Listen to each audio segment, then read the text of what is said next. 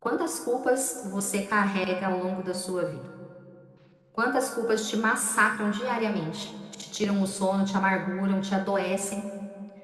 Mas vamos lá, sejam todas bem-vindas a mais um encontro aqui da nossa jornada. Estamos na quinta semana, mas se essa é a sua primeira vez aqui, não tem problema, você pode participar dessa live, que a live vai fazer todo sentido para você, vai ter todo sentido na sua vida, mesmo que você não tenha assistido às lives anteriores. Então fica aqui comigo, fica até o final, que hoje o tema ele tá bem interessante. Para você que está aí me acompanhando pelo YouTube, já se inscreve no canal, escreve nos comentários se você está aqui pela primeira vez ou se você já está caminhando comigo nessa jornada.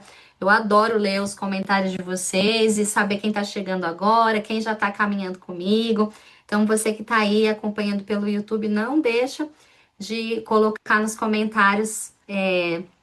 Se você já está comigo ou se está chegando agora. Antes de começar aqui a nossa live de hoje, eu preciso confessar uma coisa para vocês. O capítulo de hoje me surpreendeu muito. Quando eu olhei lá o título do capítulo que falava A Chave do Perdão, eu logo imaginei que o capítulo ele se tratava de da gente perdoar as pessoas, né? Da gente desenvolver aí a capacidade de perdoar alguém que nos fez mal, alguém que nos feriu. Mas, para minha surpresa, o capítulo ele não falava sobre isso, né? O capítulo ele tratava da culpa e do auto perdão. Então, essa chave para o perdão, ela não está relacionada a eu perdoar outras pessoas, mas ao meu auto-perdão, né? E uau, né, para esse tema, assim, para mim foi uma grande chacoalhada, porque é muito difícil perdoar os outros, né? Principalmente quando alguém comete alguma coisa que fere muito a gente, que magoa muito a gente. Perdoar não é uma atitude muito fácil, mas. Depois de ler esse capítulo, eu entendi que se perdoar é muito mais difícil e muito mais desafiador do que perdoar alguém. Quantas culpas você carrega ao longo da sua vida? Quantas culpas te massacram diariamente? Te tiram o sono, te amarguram, te adoecem? Tem pessoas que não conseguem seguir em frente, não porque o passado ainda está acontecendo, não porque aquela coisa ruim ainda está na vida da pessoa, mas ela simplesmente não consegue continuar, porque elas continuam vivendo como se elas ainda precisassem pagar por esse erro do passado. Olha só que pesado, né? Hoje a gente vai falar sobre isso, sobre essa prisão silenciosa que muita gente carrega, mesmo depois de ter pedido perdão, mesmo depois de ter se confessado para Deus. Uma pessoa escreveu aqui no chat, olha, é verdade, é muito difícil, eu achei melhor de todas as mensagens até aqui. Eu também, viu, Marise? Eu não sei se eu vou te dizer que eu achei melhor do que todas as mensagens, porque todas foram muito boas, mas essa me surpreendeu. Eu confesso que não era isso que eu esperava quando eu li ali o título do capítulo, né? Então é isso que a gente vê. Hoje, muita gente vivendo nessa prisão silenciosa, muita gente carregando, né, mesmo depois de ter pedido perdão, essa culpa. Se você que está aqui participando comigo, me assistindo ainda não me conhece, o meu nome é Renata Palombo, eu sou psicóloga integrativa. Eu tenho mais de 20 anos de experiência em trabalhar com a saúde emocional e eu atendo diariamente pessoas aprisionadas pela culpa. Muitas vezes, aprisionadas por culpas de erros que elas nem cometeram. E aqui eu deixo uma pergunta para você: é de algo que você não, você tem carregado culpa dos outros, por condutas de outras pessoas? Por 8 anos eu trabalhei num hospital, no hospital geral da cidade onde eu morava, e eu era a psicóloga de referência para atendimento de abuso sexual. Então, vocês imaginem a quantidade de casos, né, de violência sexual que eu atendi, quando eu trabalhava nesse hospital. E uma coisa que me chamava muito a atenção, que era um sentimento muito comum das vítimas, era esse sentimento de culpa, né? Muitas delas verbalizavam essa sensação de que elas pudessem ter feito alguma coisa que pudesse ter ocasionado aquele trauma, aquela violência que elas tinham sofrido. E isso não só de mulheres adultas, mas principalmente crianças e adolescentes. Então, eu atendi muitas situações de crianças que se sentiam culpadas por terem sido violentadas. E pior do que isso, pessoas que passavam a carregar esse trauma, que passam a carregar esse trauma, essa culpa para o resto da vida delas. Uma pessoa que teve uma experiência como essa lá na infância e hoje, com 40, 50 anos, ainda se culpam por terem passado por essa experiência traumática. Então, vejam que muitas vezes a gente vive com culpas de coisas que nós mesmos ocasionamos, erros que nós cometemos, escolhas erradas, decisões erradas, mas existem muitas pessoas hoje que vivem culpadas, aprisionadas nesse sentimento por erros que elas nem cometeram. Isso é muito forte, não é? E aí eu deixo aqui mais uma pergunta para você refletir. Será que esse é o seu caso? Você tem carregado culpas que são realmente suas? Ou você se culpa por ter vivido um relacionamento tóxico, se culpa por ter sido agredida, se culpa porque você não é a filha que os seus pais sonhavam, você se culpa porque você não consegue corresponder um padrão que a sociedade exige de você. São sentimentos de culpa que entra aí nesse lugar de uma responsabilidade que nem é sua, de algo que você, de um erro que você não cometeu. Qual culpa você carrega? Essa é uma pergunta aí que eu gostaria que você refletisse sobre isso. E hoje a gente continua o nosso projeto, A Hora da Virada, aprofundando no livro A Chave da Virada. E esse capítulo é talvez um dos mais libertadores e também um dos mais difíceis, porque ele traz para a gente um enfrentamento de situações que muitas vezes a gente não gostaria de enfrentar, né? Muitas vezes a gente preferia evitar. Se você está aí me assistindo pelo YouTube e não está no grupo da jornada, eu vou deixar aqui na descrição desse vídeo o link do grupo do WhatsApp. Você pode clicar aqui no link e entrar lá no grupo. Lá no grupo você recebe as notificações das reuniões e também o material, os workbooks e todo o material referente à jornada. Vou deixar também aqui na descrição desse vídeo o link para você baixar o PDF do livro. Você pode baixar de forma 100% gratuita o PDF. O livro que a gente está usando como base aqui para a nossa jornada é esse livro aqui, ó, A Chave da Virada. É um livro bem interessante, de muito fácil leitura. E eu vou deixar também o link para você conseguir fazer contato direto comigo, caso você deseje um atendimento individual e personalizado. E aí você já aproveita também, compartilha o link desse vídeo com quem precisa se libertar dessa prisão. Se inscreve no canal, porque toda semana a gente está aprofundando aqui nesse caminho de transformação e os vídeos das lives têm sido colocados semanalmente no YouTube. Então, você se inscrevendo no canal, você vai receber as notificações. Bom, para quem já leu o capítulo 5, se você não leu ainda, não tem problema, depois aqui da live você lê. Mas para quem já leu, vai se lembrar que o capítulo ele começa mostrando uma coisa muito importante. Ele começa falando que a culpa, ela tem um papel, ela tem uma função na nossa vida. Ou seja, a culpa, o sentimento de culpa, ele não é totalmente ruim. Pelo contrário, ele é necessário. Por que que ele é necessário? Porque a culpa, ela serve para mostrar pra gente aquilo que precisa ser dito. Se a gente fez uma coisa errada, e a gente sente culpa, esse sentimento ele vai falar, olha, isso que você fez de errado precisa ser corrigido, você precisa refazer a rota, precisa reparar o seu erro. Então veja que a culpa ela é uma emoção, um sentimento bom no sentido de que ela mostra pra gente aquilo que a gente precisa arrumar, aquilo que a gente precisa melhorar. Ou seja, sentir culpa não é o problema, tá? Então acho que a gente precisa começar a nossa conversa aqui tendo consciência disso, que em um momento sentir culpa é um problema. Pelo contrário, é até saudável que a gente sinta isso, porque mostra pra gente que somos pessoas ajustadas do ponto de vista psicossocial. A partir do momento que eu cometo um erro e eu me sinto culpada, eu estou ajustada socialmente, eu estou ajustada psiquicamente e sei que eu não posso mais cometer aquele erro, porque aquilo me gera uma culpa. Qual que é o problema da culpa? É quando ela deixa de cumprir esse papel de mostrar que tem alguma coisa errada e ela passa a dominar a vida da pessoa, gerando um sofrimento crônico. Quando a culpa ela deixa de ser um sinalizador de consciência de que algo precisa ser corrigido e ela passa a ser uma condenação eterna, aí sim ela passa a ser um problema. E a pessoa ela passa não só a lembrar do erro, mas ela começa a se definir por aquele erro. Vou dar alguns exemplos aqui para vocês. A pessoa cometeu um erro, isso é algo pontual. Eu cometi um erro, uma coisa pontual. Mas se a partir desse erro eu começar a me definir como eu sou um erro, eu não presto, eu não sirvo, então a gente tem um problema aí. Um outro exemplo, eu falhei, né? Eu cometi uma falha, algo pontual, tá tudo bem, todos nós erramos, todos nós falhamos. A partir do momento que eu transformo essa falha em uma coisa como se eu fosse aquela falha, né, eu não sirvo para nada, eu não presto, ninguém me ama, eu também não me amo, então isso sai desse lugar, algo pontual, e né, que passa a priori. Se você lido isso, talvez você se lembre de algo que você fez e na hora vem aquele peso, você sente vergonha por ter feito aquilo, sente arrependimento, uma sensação de que não deveria ter feito isso.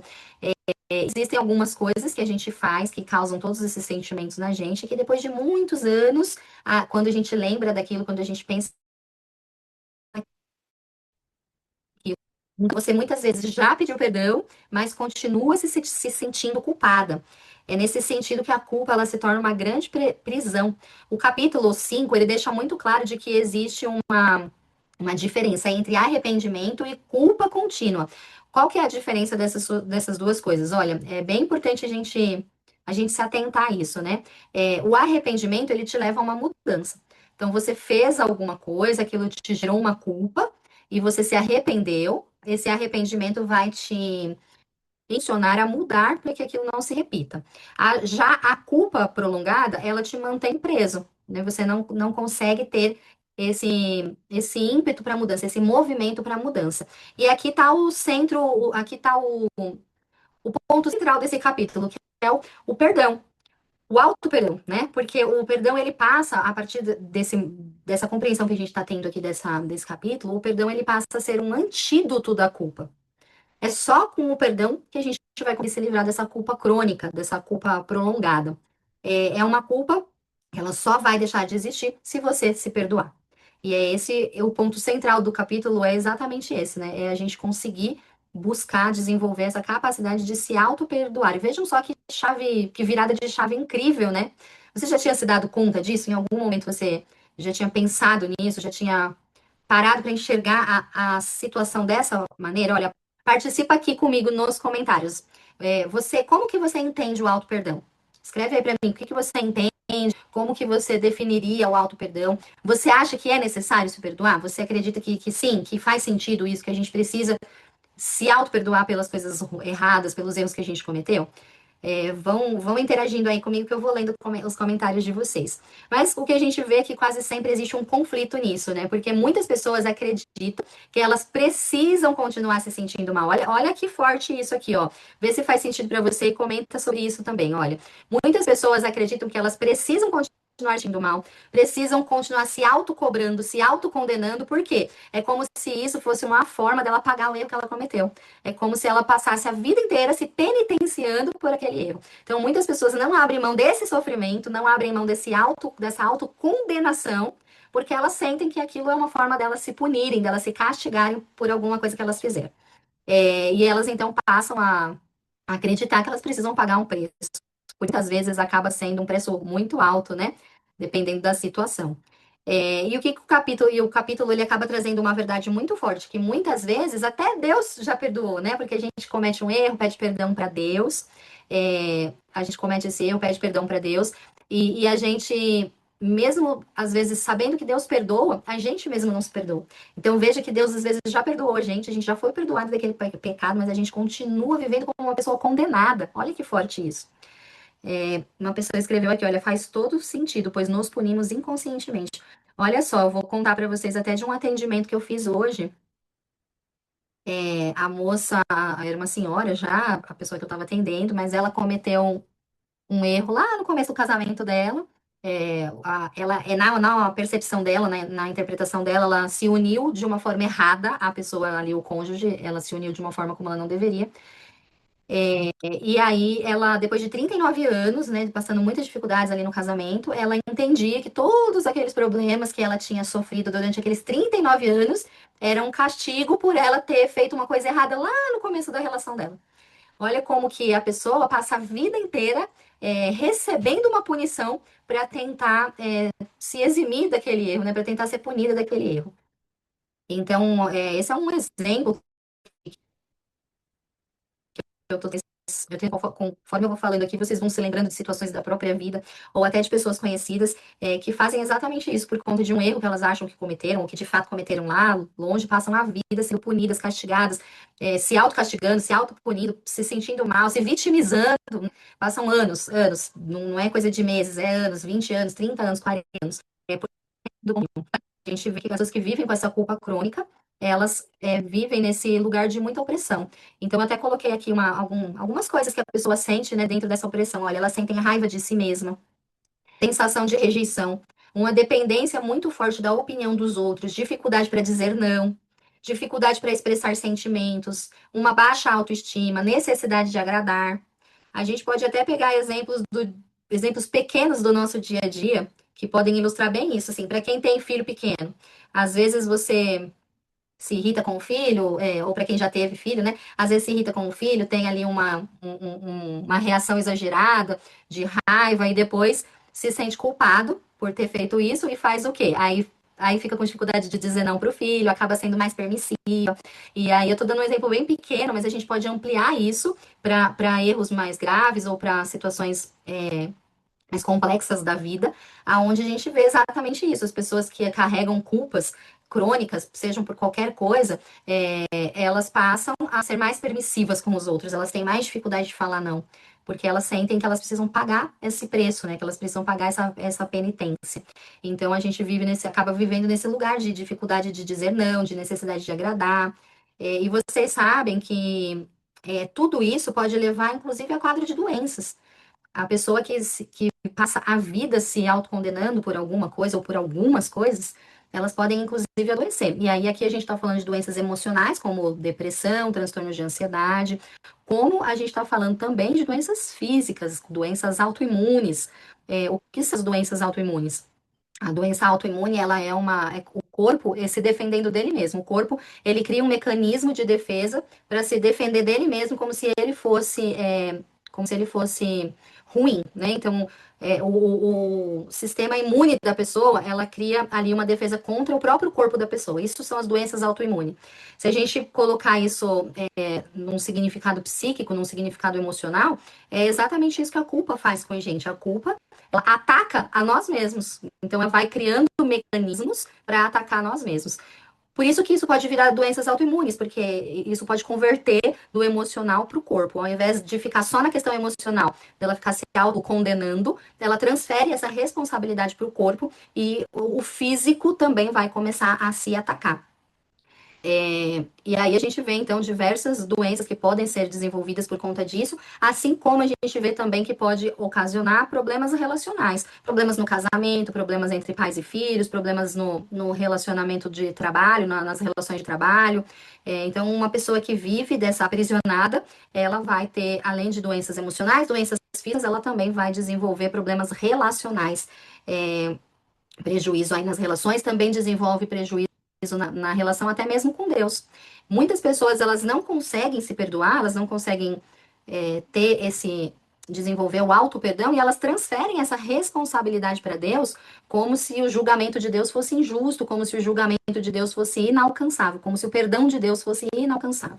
Então, as pessoas que carregam isso, elas vão ter prejuízos emocionais, prejuízos físicos, prejuízos nas relações e até prejuízo na questão espiritual. Vejam só como que uma coisa puxa a outra, né? Uma coisa está ligada na outra. A gente não consegue se desvencilhar e pensar, não, isso daqui é só físico, ou isso daqui é só espiritual, isso daqui é só emocional. A gente não consegue fazer essa separação.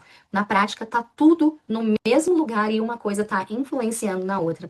Se você ainda não leu o capítulo 5 do livro, eu te incentivo e sugiro fortemente que você leia. O capítulo ele tá incrível, ele aprofunda muito em todas essas questões que a gente está falando aqui, ele traz várias viradas de chave, e ele também traz alguns passos justamente para a gente virar a chave e superar a culpa. A gente está aqui para isso, nós estamos nessa jornada para virar algumas chaves. Então, nós já identificamos que a culpa crônica é um problema, um grave problema, e agora que a gente identificou isso, a gente precisa virar essa chave. E o livro, ele traz alguns passos, ele traz algumas ideias do que a gente pode fazer para estar virando essa chave. Por isso que eu falo para você, se você não leu, leia o capítulo, porque infelizmente aqui na live a gente não vai conseguir falar de tudo, né? Não vai conseguir aprofundar ali do jeito como o livro aprofunda. A gente vai fazer só um resumo aí, só um. Vamos passar aí por cima, né? Só para pensar em alguns desses pontos. Mas é importante que você tenha acesso ao conteúdo integral ali que esse material traz para a gente. Então, vamos pensar aqui em alguns passos que o livro traz que pode nos ajudar a virar essa chave e a nos libertar disso. O primeiro passo, sem dúvida nenhuma, é compreender a culpa, é reconhecer a culpa. A gente pode separar a culpa em dois grupos: a culpa produtiva, que é aquela que nós falamos no início, que é uma culpa que sinaliza que alguma coisa não está boa e que precisa ser mudado, e a gente tem a culpa improdutiva, que é essa culpa que a gente estava falando agora, que ela nos aprisiona, e nos carrega para um lugar de muita autodestruição. Então, acho que a primeira coisa é você identificar a culpa que você está sentindo. É uma culpa que vai te ajudar a mudar e a se transformar, ou é uma culpa que te paralisa, que te aprisiona, que te condena? A partir do momento que você consegue identificar isso, aí você já vai ter mais uma consciência ampliada para você conseguir dar os próximos passos. O segundo passo é o quê? É assumir a culpa e as suas consequências. Se você fez alguma coisa de errado, você precisa assumir que você fez e você precisa assumir o que vai acontecer a partir disso. E assuma isso com maturidade, né? Entenda que tudo que a gente faz vai ter uma consequência. Seja madura o suficiente para falar: pronto, eu fiz, vou assumir as consequências disso. Então, não é interessante, infelizmente, é o que a maioria das pessoas fazem, que é o quê? É negar a realidade. Ou nega a realidade e fica tentando se eximir da culpa, fica tentando se justificar, ou transfere a culpa para alguém, né? Sempre, eu fiz isso porque não sei quem fez tal coisa, porque eu fui motivado por isso, mas também o outro me irritou, mas também o outro provocou, e assim a gente vai transferindo a culpa, e isso é um comportamento muito comum do ser humano, essa transferência da culpa. Inclusive, a gente vê isso já acontecendo lá nos primórdios da humanidade com os nossos primeiros pais, aí Adão e Eva, quando eles desobedecem a Deus e eles percebem que eles erraram. A primeira atitude deles é ficar tentando transferir a culpa para alguém, né? Então, quando Deus questiona Adão, o que Adão diz, né? Não fui eu, foi a mulher que o Senhor me deu. E aí Deus então questiona a mulher e a mulher fala: não foi culpa minha, foi a culpa da serpente que o Senhor criou. E no fim das contas, a culpa virou de Deus, né? Porque foi Deus que deu a mulher, foi Deus que deu a serpente, foi Deus que criou a serpente, então no fim, Adão e Eva transferiram a culpa para Deus. E a gente hoje ainda age exatamente dessa maneira. Então, o segundo passo aí é de você assumir: bom, eu fiz uma coisa que realmente foi errada, a culpa é minha, e eu vou assumir as consequências disso. Isso exige uma maturidade muito grande, né? Porque é muito difícil fazer isso. Não adianta a gente nem negar a culpa e também não adianta ficar remoendo a culpa, porque aí, quando a gente fica remoendo, a gente entra num lugar de vítima e a gente passa a se vitimizar, o que também não ajuda e não resolve o problema. Aí a gente vai então para a terceira dica do livro, que é praticar a reparação. A partir do momento que você entendeu que tipo de culpa você está sentindo, você assumiu a responsabilidade por ela e por suas consequências, você, como adulto, você pode então buscar reparar essa situação. Existem várias maneiras de a gente reparar alguma coisa, inclusive, dependendo do tipo do que a gente fez, de qual foi o nosso comportamento, vai ter uma atitude aí que a gente pode fazer para tentar reparar. Então, você pode. Primeira coisa que você precisa fazer é se perdoar, né? Nós estamos falando aqui sobre o antídoto da culpa, que é o perdão. Então, o primeiro passo para reparar é você se perdoar. Depois você pode pedir desculpas, você pode entender que ninguém é perfeito, você também pode fazer as pazes com aquela pessoa que você magoou. Se o problema foi alguma coisa que você quebrou, tenta consertar ou tenta repor. Volte atrás das suas palavras injustas. Se você acabou proferindo palavras que você não deveria, se você sente que você foi injustiçado, repare isso, volte atrás. Diga que não era exatamente aquilo que você gostaria de falar. Tenta colocar o seu sentimento, a sua opinião de uma forma que seja menos cruel. Então, a reparação da culpa, ela é bem importante nesse processo. Eu só queria voltar um pouco aqui no primeiro passo, gente, que eu tô falando aqui com vocês, e eu me lembrei de uma coisa importante. Olha só, o primeiro passo é compreender o tipo de culpa que você sente, né? Que pode ser uma culpa produtiva, que é aquela que você reconhece que errou e vai melhorar, ou a culpa improdutiva, que é a que você vai carregar aí pro resto da vida se autocondenando. Mas eu acho que tem uma terceira culpa que a gente precisa pontuar aqui, que ela é muito importante, que é a culpa que não é sua. Então, você também precisa identificar isso, né? Será que eu tô me sentindo culpada porque eu fui agredida? Será que eu tô me sentindo culpada porque eu fui abusada sexualmente? Será que eu tô me sentindo culpada porque alguém tomou uma decisão errada e eu acho que eu poderia ter evitado aquilo? Então, identificar isso também é muito importante, né? Essa culpa que não é sua. Você precisa se livrar dela, você precisa entender isso, né? E deixar. a responsabilidade para quem de fato é. Eu quis voltar aqui no primeiro passo só para fazer esse adendo, porque eu sei que existem pessoas, muitas pessoas no mundo carregando culpas que não são delas, que não são responsabilidades delas. Mas agora vamos aí para o quarto passo, tá? Avalie as suas atitudes e mude se for necessário. A autoavaliação é poderoso, é um instrumento poderoso de mudança. Olhe para você mesmo, use a sua culpa como um instrumento de melhora. Se você fez uma coisa errada, você avaliou a sua atitude, fez essa autoavaliação, tá se sentindo mal, tá se sentindo arrependida, tá se sentindo culpado, ao invés de entrar nesse lugar patológico da culpa, usa esse sentimento como um recurso de mudança. Fala, bom, então, isso tá me fazendo mal, não tô me sentindo mal por ter feito isso, a partir de agora, então, eu vou me esforçar para mudar e para fazer diferente. É muito importante essa decisão de mudança, né? Só ficar cometendo erros e se sentindo culpado não vai levar ninguém a lugar nenhum. Troque a culpa por responsabilidade. Eu sempre, isso é uma coisa que eu sempre falo muito para os meus pacientes. Às vezes eles estão me contando alguma situação e falam, ah, então a culpa é minha? Então a culpa é minha disso ter acontecido? E aí eu sempre falo, não, ao invés de usar a palavra culpa, usa a palavra responsabilidade, né? Por que que essa mudança na palavra ela é importante? Porque a culpa, ela paralisa. A partir do momento que você fica nesse lugar, ah, então a culpa é minha, você vai ficar paralisado naquela dor. Já a responsabilidade, ela te movimenta. Quando você entende, bom, isso sim foi responsabilidade minha, então o que que eu vou fazer para resolver essa situação? Então, sempre que você puder, troque a palavra. Ao invés de ficar nesse lugar de, ah, isso é culpa minha, né? Pensa, isso é responsabilidade minha? E se for responsabilidade sua, vai atrás de resolver.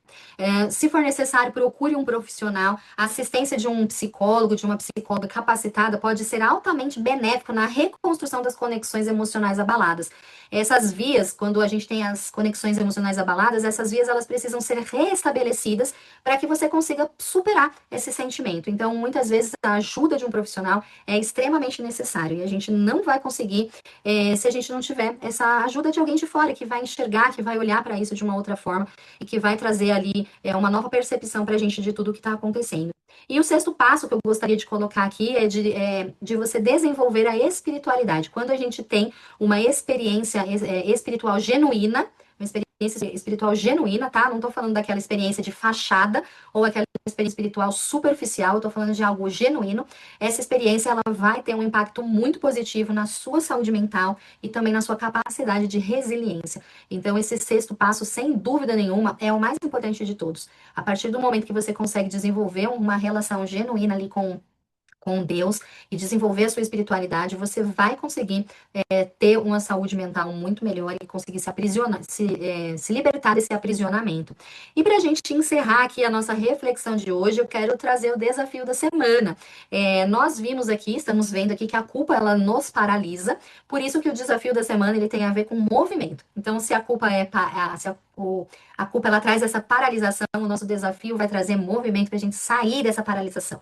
O desafio da semana, então, é atividade fazer essa semana. O que que você vai fazer essa semana para colocar esse desafio em prática? Você vai separar de 15 a 30 minutos do seu dia para fazer alguma atividade física. E você vai fazer isso todos os dias, tá? É uma atividade física simples, pode ser uma caminhada depois do almoço, uma caminhada matinal, pode ser um alongamento. Separa ali 15 minutinhos, até para quem trabalha ali, vai no banheiro, faz uns 15 minutos de alongamento, ou depois do almoço. A ideia aqui desse desafio não é se inscrever na academia, fazer aula de dança, sair correndo numa maratona, correr a São Silvestre. O desafio não é sobre isso, tá? O desafio é sobre você se movimentar de alguma forma, sair da inércia, sair do sedentarismo. Então, o desafio da semana é você buscar de 15 a 30 minutos por dia, aí do seu dia, para sair do sedentarismo, para sair da inércia. Se você já pratica alguma atividade física, ótimo, você já está fazendo uso aí desse remédio natural, desse remédio maravilhoso de Deus, e de alguma forma você já está sendo impactada pelos benefícios da atividade física. Se ainda não pratica, não deixe de colocar esse desafio em prática. E não esqueça também de seguir praticando todos os desafios das semanas anteriores, né? Nós já estamos aqui na nossa quinta live e todas as semanas nós tivemos um desafio para colocar em prática. Então vamos seguir firmes aí nesses desafios anteriores, porque tudo isso com certeza já está contribuindo para que muitas chaves estejam sendo viradas. Eu tenho recebido alguns depoimentos, alguns testemunhos de pessoas que estão participando da jornada A Hora da Virada e louvado seja Deus, porque muitas vidas já têm sido transformadas por esse desafio. E agora eu vou encerrar a nossa transmissão aqui no YouTube e eu vou ficar somente com quem está ao vivo comigo aqui no Zoom, onde nós vamos aprofundar mais algumas questões. E se você que está assistindo pelo YouTube quiser também participar desse momento ao vivo, aqui, desse momento reservado, você vai clicar no link do WhatsApp, do grupo do WhatsApp que está aqui na descrição do vídeo, e aí você vai conseguir vir participar com a gente, tá bom? Então, hoje nós ficamos por aqui, nós nos vemos no próximo vídeo. Até mais!